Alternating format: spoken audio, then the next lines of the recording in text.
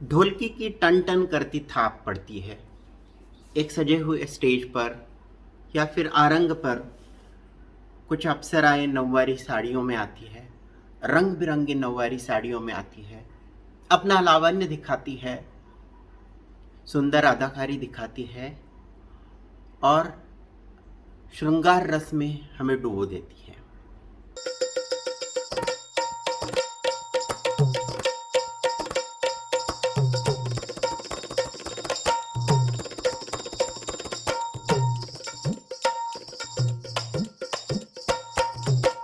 आज हम बात करेंगे ऐसे ही एक लोक कला के बारे में जो आती है महाराष्ट्र से।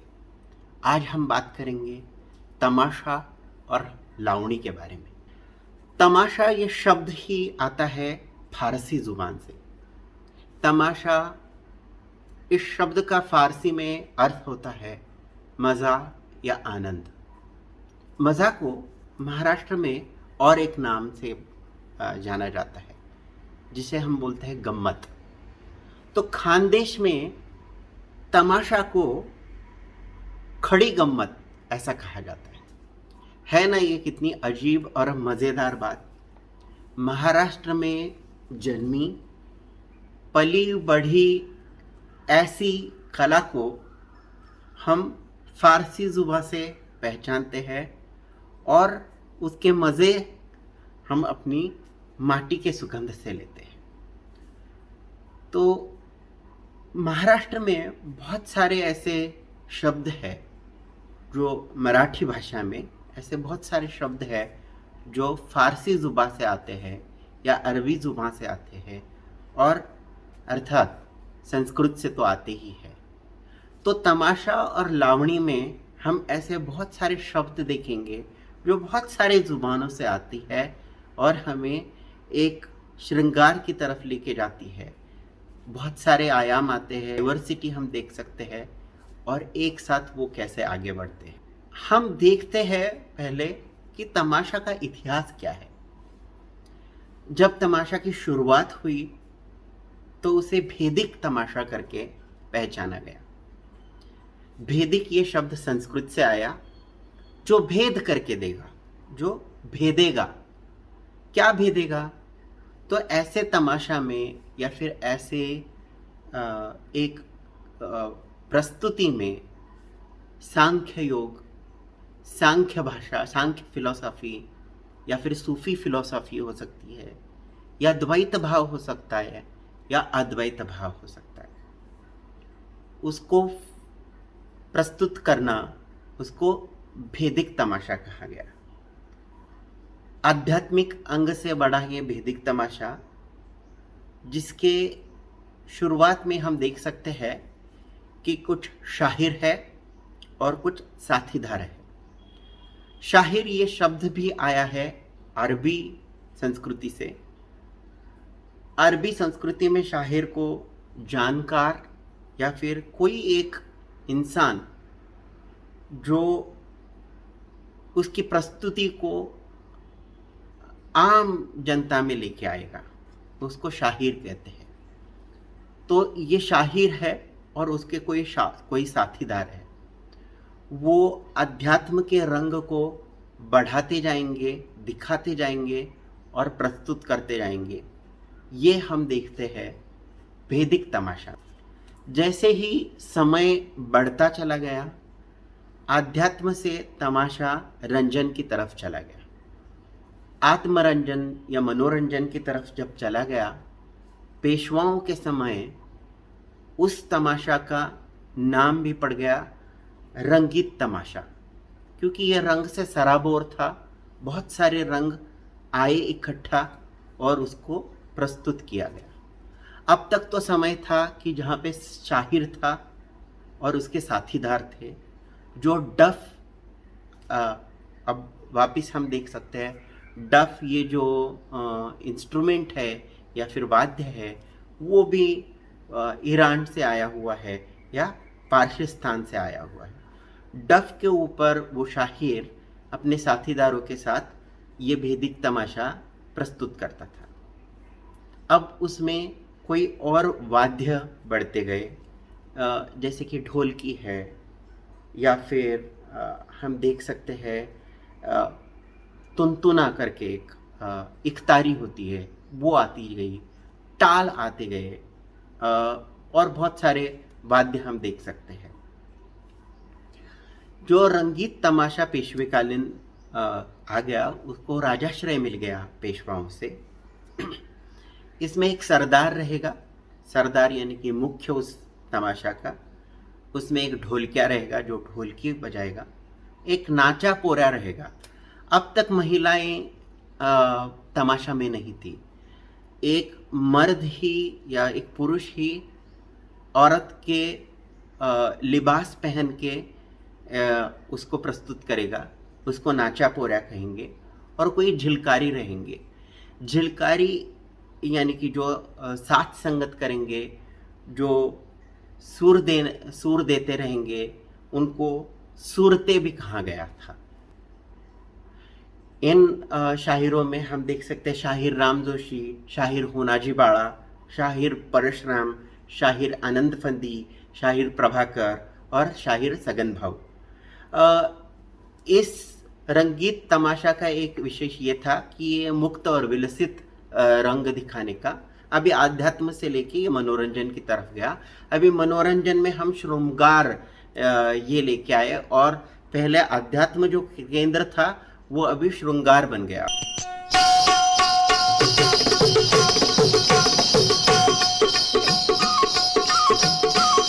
सुंदरा मनामध्ये भरली जरा नाही ठरली हवेली शिरली मोत्याचा भांग, हवेलीत शिरली मोत्याचा भांग। अरे गड्या हौस नाही पुरली म्हणून विरली पुन्हा नाही फिरली कुणाची सांग, कुणाची सांग।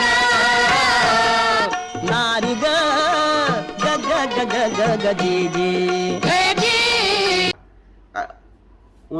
जब पेशवाओं का राज्य चला गया, अंग्रेजों ने जब भारत पे राज्य शुरू किया, तब इस रंगीत तमाशा को जो राजाश्रय मिल रहा था पेशवाओं के समय, वो चला गया। तो अभी ये जो सारे लोग थे जो तमाशा प्रस्तुति करते थे, वो आम तौर पर गांवों में जो यात्राएं या जत्रा कहते हैं, उसमें ये प्रस्तुति करने लगे, और वो लोगों में जाके राजाश्रय से निकल के वो लोकाश्रय में आ गई ये कला। 1985 या 90 के समय पहली दफ़ा रंगीत तमाशा में हम देख सकते हैं कि स्त्री ने समावेश करा। नाम था पवड़ा हिवरगावकर। तो 1985-1990 के समय हम देख सकते हैं कि स्त्रियां इसमें आने लगी। आगे जाके जब हम देखते हैं तो लोकाश्रय में आई हुई ये तमाशा की कला, उसमें पट्टे बापूराव करके शाहिर थे। वो बहुत मंझे हुए और बहुत ही सजे हुए ऐसे कलाकार थे। उनके जो कवण थे, अभी ये जो काव्य, कवण ये शब्द भी आया काव्य इस संस्कृत शब्द से, तो उन्होंने बहुत सारे कवण किए और वो कवण सारे तमाशाओं में आने लगे, बहुत सारे तमाशाओं में आने लगे। उसमें वग भी आ गया। वग और फारसा करके दो उसमें और चीज़ें जुड़ गई तमाशा में। फारसा यानी कि बतावनी, हम फारसा के बारे में और थोड़ा जानेंगे, और वग यानी कि कोई नाट्य की प्रस्तुति, उसके बारे में भी हम जानेंगे। तो अभी ये जब रंगीत तमाशा हो गया, स्त्रियों का उसमें समावेश हो गया, और लोकाश्रय में ये कला आ गई, तो श्रृंगार का आविर्भाव होने लगा, और कहीं ना कहीं ये तमाशा की संस्कृति और श्रृंगार की तरफ चली गई, और उसमें थोड़ी अश्लीलता बढ़ती गई। 1948 के समय उस पर अश्लीलता का आरोप आ गया, और फिर बाद में 1948 में तमाशा प्रस्तुति बंद हो गई। 1948 के समय एक समिति निर्माण हो गई, जो समिति थी तमाशा सुधार कमेटी, और इन कमेटी ने कुछ एक चीज़ें रखी, और उन चीज़ों की मायने रखते तमाशा की प्रस्तुति होने लगी और 1950 से आज जो हम तमाशा का स्वरूप देखते हैं वो उस कमेटी ने डाला हुआ स्वरूप है। तो हम देख सकते हैं कि उन्होंने अश्लीलता को थोड़ा कम कर दिया और श्रृंगार भाव वैसे ही रखा। बिना श्रृंगार के तो तमाशा हो ही नहीं सकता और श्रृंगार एक केंद्र बिंदु रखा गया।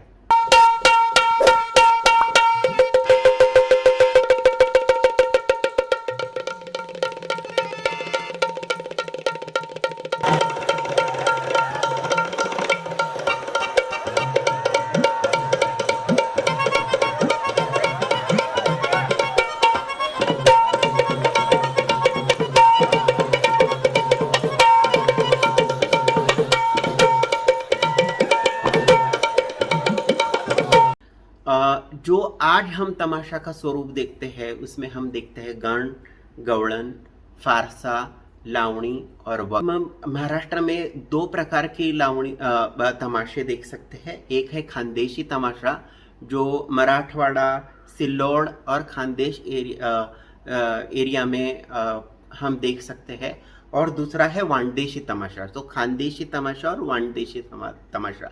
वानदेशी तमाशा हम पश्चिम महाराष्ट्र और महाराष्ट्र के अन्य भागों में देखा जा सकता है।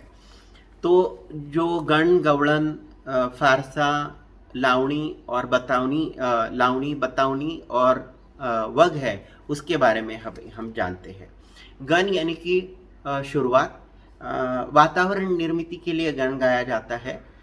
ढोलकी की थाप पड़ती है, ढोलकी वाला अपने ढोलकी पर कितना जम है वो दिखाता है और अपनी वो प्रस्तुति दिखाता है। उसके बाद देवताओं का आवाहन किया जाता है। गण ये शब्द आता है गणपति के गण से, क्योंकि ये जो नृत्य सादर करने वाले हैं वो गणपति के गण है और वो गणपति के और उन अन्य देवताओं का आवाहन करके तमाशा की शुरुआत करते हैं। लवकर यावे गणपती राया, लवकर यावे गणपती राया, सवे उन्नमती त्यागी गाया, लवकर यावे गणपती राया। फिर आता है गवळण जो कृष्ण भक्ति के ऊपर होता है, जो संवाद और गाने दोनों में रहता है। तो संवाद में कृष्ण उसके सखा के साथ आता है और गोपियाँ आती है उनकी एक मौसी के साथ। अब ये मौसी एक कैरेक्टर रहता है जो एक मर्द रहता है, लेकिन वो उनकी मौसी होती है और उनमें विनोद निर्मिति होती है। तो गवळण का जो केंद्र है वो विनोद निर्मिति है। अब तक अभी गवळण में जब हम देखते हैं शुरुआत गण से हो गई जो अध्यात्म उसका केंद्र है, फिर गवळण आता है, फिर विनोद निर्मिति उसका केंद्र है। तो गवळण में संवाद हो जाता है, गाने हो जाते हैं और विनोद निर्मिति होती है।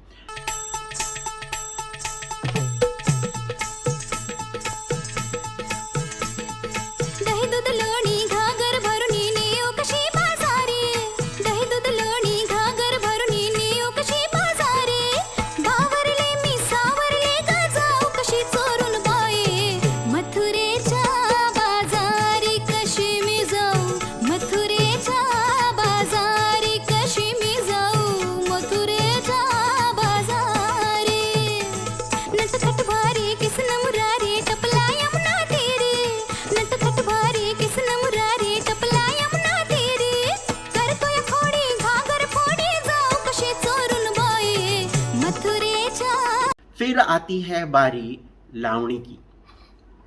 लावणी ये शब्द ही आता है संस्कृत के शब्द लावण्य से, या फिर कोई एक्सपर्ट्स ये भी बोलते हैं कि जो किसान बीज बोता है उसको भी मराठी में लावणी बोलते हैं। तो ये श्रृंगार को पिरोना है और इसी के लिए ये लावणी भी कही जाती है। तो लावणी बहुत सारे प्रकार की होती है। खड़ी लावणी, फळाची लावणी, संगीत लावणी, महारी लावणी, छक्कड लावणी, फक्कड लावणी, और बहुत सारे तरीके के लावणियाँ होती है। खड़ी लावणी यानी कि जो नृत्यांगना है जो नौवारी साड़ी में आती है और जिसके आप एक सुंदर महाराष्ट्रियन लिबास में आती है और उसके बालों में गजरा रहता है, बहुत सारे अलंकार पहने हुए हैं और वो सुंदरता की वो प्रतिमूर्ति ही है। तो वो खड़ी होके जब नृत्य प्रस्तुत करती है और उसके साथ लावण्य रहता है या फिर श्रृंगारिक गाने रहते हैं तो उसको खड़ी लावणी बोलते हैं।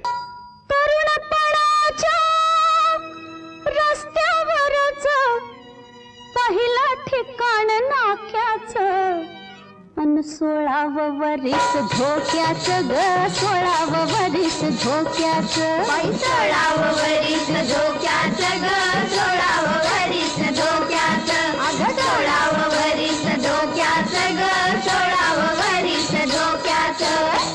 फड़ाची लावनी यानी कि ये ग्रुप प्रेजेंटेशन है, एक बड़ा सा समूह है उसके सामने जो प्रस्तुति होती है उसको फड़ाची लावनी बोलते हैं। संगीत लावनी में संगीत मर्म में रहता है, तो इसमें हम देख सकते हैं कि सेमी क्लासिकल चीज़ें भी आई, कभी कभी इनमें ठुमरी का भी शिरकाव हो गया या फिर अन्य सेमी क्लासिकल चीज़ें भी संगीत लावनी में आई। भरलं आभाळ पावसाळी पाहुणा ग भरलं आभाळ पावसाळी पाहुणा ग बाई श्रावणाचं ऊन मला झेपेना। फिर आती है छक्कड़ लावनी। छक्कड़ लावनी यानी कि जो एक पुरुष है वो स्त्रियों का लिबास पहनता है और फिर उसको प्रस्तुत करता है। फक्कड़ लावनी यानी कि बहुत ही फरमास तरीके से वो गाई जाती है जिसमें एक कंटिन्यूस रिदम रहता है और जो देख रहा है या जो प्रेक्षक है वो भी उसमें सम्मोहित हो जाता है और उसमें वो शामिल हो जाता है, तो उसको फक्कड़ लावनी बोलते हैं। फिर आती है बैठकीची लावनी। बैठकीची लावनी ये छोटे से समूह के लिए या फिर एक या दो लोगों के सामने इसकी प्रस्तुति की जाती है। इसमें नृत्य कम रहता है और अभिनय ज़्यादा होता है और संगीत और शब्दों पे ज़्यादा ध्यान दिया जाता है। जुना हंड्या झुंबर नवा मध्यान रातीना लावा अत्तर दिवा अंग अंग में रंग खेलते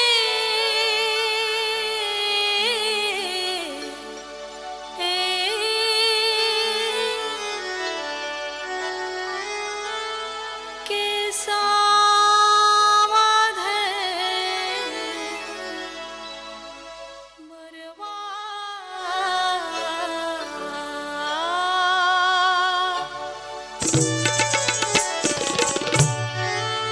पिकल्या पानाचा आहो पिकल्या पानाचा देठी की वो हिरवा पिकल्या पानाचा देठी की वो हिरवा। तो ऐसी है खड़ी लावनी, फड़ाची, संगीत लावनी, छक्कड़ लावनी, फक्कड़ लावनी और बैठी लावनी। अगबाई आहो भाऊजी आणि सगळे भाऊजी आणि माझ्यासारखा कुचका माल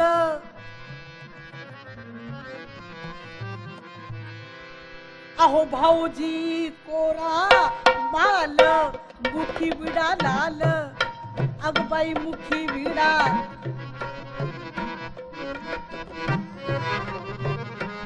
मुखी विडा लाल अहो नरम गोरे गाल अगबाई नरम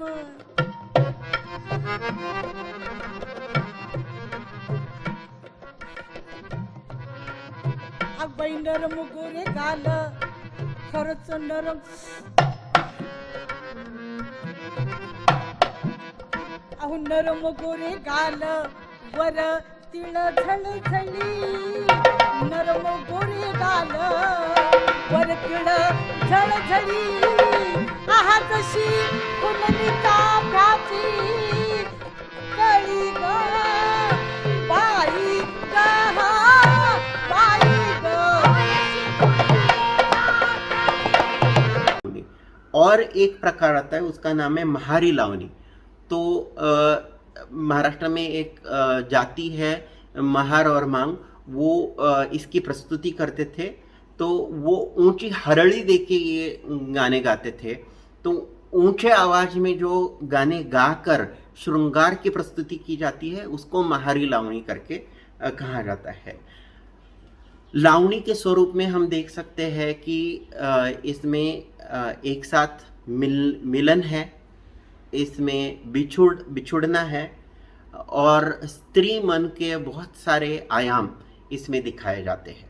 लावनी का जो ऑर्केस्ट्रा होता है उसमें टाळ, तुनतुनी, ढोलकी, खंजीरा और डफ होता है. रात किरी किरी दाटा सकव्याचा राना, रात किरी किरी दाटा सकव्याचा राना, आतुरल डोळ कान थरकल पान, आतुरल डोळ कान थरकल पान, पाणी पाणी काळगत झालं ग, पाणी पाणी काळगत झालं ग, बघा पाण्यावरी सावध आलं ग, बघा पाण्यावरी सावध आलं ग.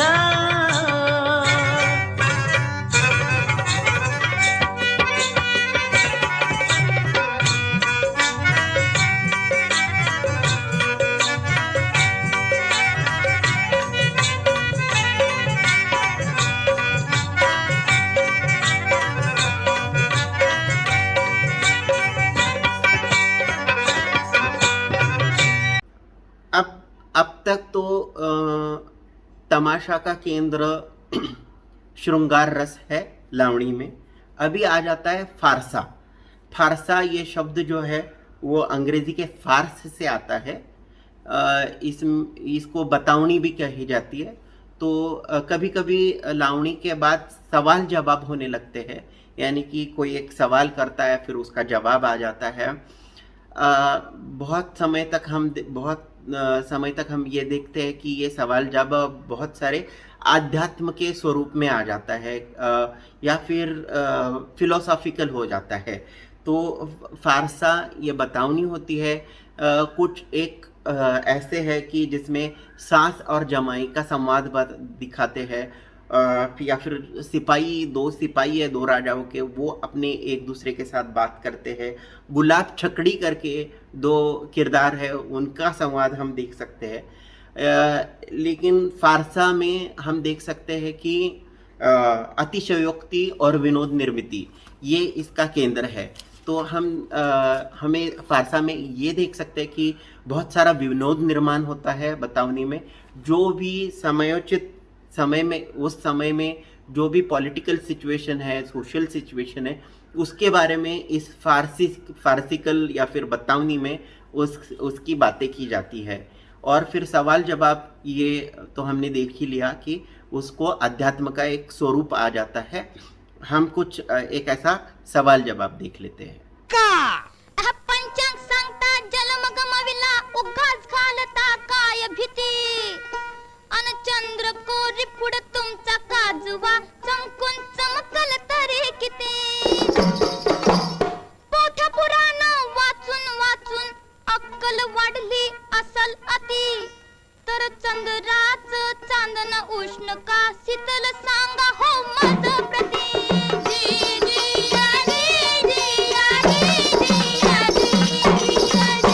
वा, निवडा काढलाय सवाल. बोला भटजी महाराज, बघा की गावते का तुमच्या पंचांगणात चंद्राचं चांदणं गरम का थंड, द्या सांगून. नाहीतर ठेवा तुमचं डोपून आणि शेंडी बी घाणवट. क्षयी कोर तू सूर्या पुढची ती जाऊ किती किती ग विरगामध्ये उष्ण चांदणे शीतळपती संगती ग.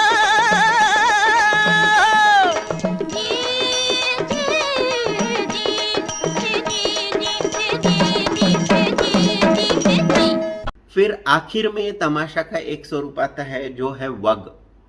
तो वग की शुरुआत होती है कटवा या शिलकारी से. शिलकारी यानी कि शुरुआत करना. वग ये नाट्य स्वरूप में होता है. नाट्य और संगीत दोनों में एक अच्छी तरह से गोफा जाता है.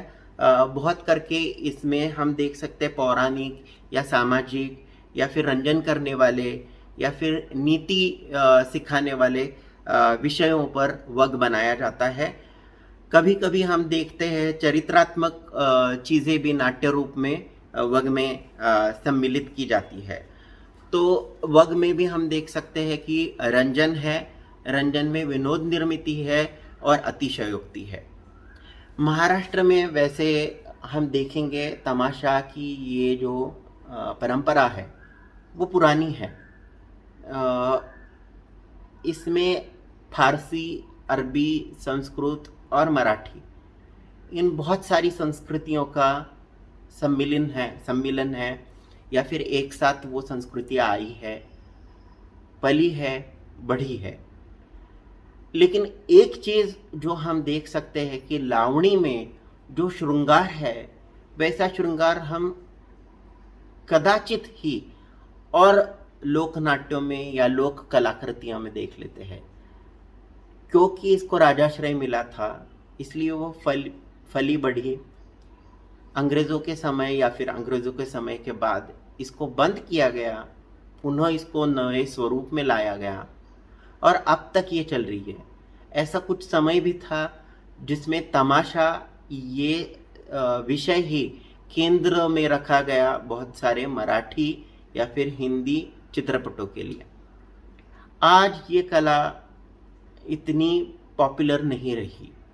आज हम देख सकते हैं कि तमाशा या फिर लावणी को एक डिस्प्ले या फिर उसको एक पार्ट ऑफ दैट मूवी या फिर पार्ट ऑफ दैट चित्रपट चित्रपट का हिस्सा करके ही देख लेते हैं. आजकल हम देख सकते हैं कि बहुत सारे जो तमाशा कलाकार है वो उनकी आर्थिक स्थिति बहुत अच्छी नहीं है. जब तक हम इस कला को लोकाश्रय नहीं देंगे तब तक ये कला बढ़ेगी नहीं. और ये कला बढ़ेगी नहीं तो अपने आने वाले जनरेशन्स को, आने वाली पीढ़ियों को इसके बारे में पता भी नहीं रहेगा. आने वाले क्यों, आज की भी पीढ़ियों में बहुत सारे लोगों को तमाशा और लावणी ये दोनों अलग है ऐसा ही लगता है. उनको ये भी नहीं पता कि तमाशा क्या है और लावणी क्या है. उन्होंने पूरा कभी तमाशा देखा ही नहीं होगा या फिर असल लावणी देखी ही नहीं होगी. जो भी देखा रहेगा वो चित्रपटों में या फिर मूवीज़ में देखा रहेगा. तो हमें ऐसे लोक कलावंतों के लिए और इस लोक कला के लिए थोड़ा सा जागरूक रहना पड़ेगा. जब भी कोई अच्छी अदाकारा है या फिर कोई पार्टी है जो तमाशा या फिर लावणी को लावणी की सादरीकरण के लिए आते हैं तो आप ज़रूर टिकट निकाल कर उस तमाशा को या फिर लावणी को देखने चले जाइए. बहुत मज़ा आता है, बहुत मनोरंजन हो जाता है. और एक महत्वपूर्ण चीज़ है कि हम श्रृंगार को और दूसरे तरीके से भी देख सकते हैं. तो मेरा यही आह्वान है कि नेक्स्ट टाइम आप जब भी देखोगे कि कोई तमाशा या फिर कोई लावणी की साम्राज्ञी आपके नज़दीक परफॉर्म कर रही है तो ज़रूर देखिए और उन लोक कलावंतों के लिए उनको प्रोत्साहित करने के लिए आप ज़रूर उनका टिकट निकाल कर तमाशा या लावनी देखने चले जाइए।